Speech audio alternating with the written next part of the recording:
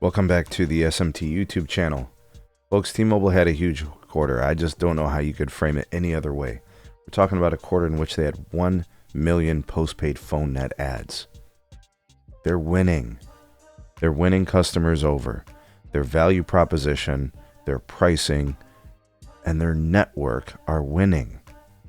All right, one of the things that was discussed at the earnings call and then Q&A, and I think also on the CNBC interview with CEO of T-Mobile, Srini Gopalan, speaking about T-Mobile's financial results and the fact that more customers are changing their perception about T-Mobile's network. So listen to some of these statistics and disclosures. 1 out of every 3 AT&T and Verizon customers chose T-Mobile at some point, chose AT&T and Verizon over some point because they thought they had the best network, right? 70 million customers. So you're paying for a network that you believe is the best one that your money can buy, right?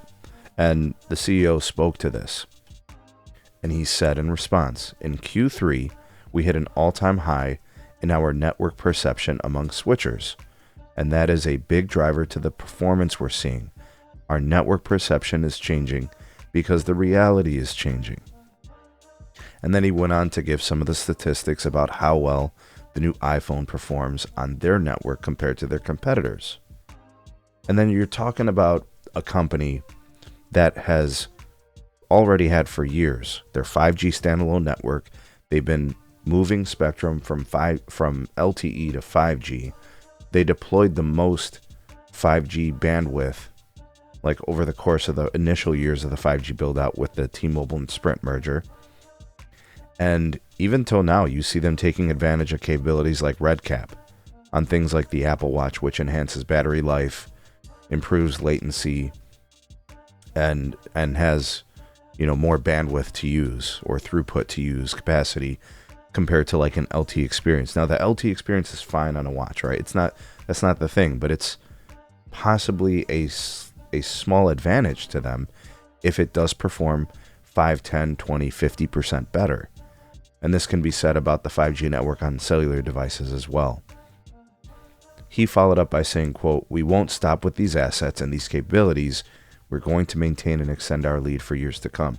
They feel strongly that they are 2 to 3 years ahead of their competitors in the current build out we have today, and they're going to maintain that in the future. So they have the advantage. They plan to keep the advantage. And I think depending on the day you ask them, they tell you they will build on the advantage. Right? So important comments, I think, when you have the other two, AT&T and Verizon, telling you they have the best network.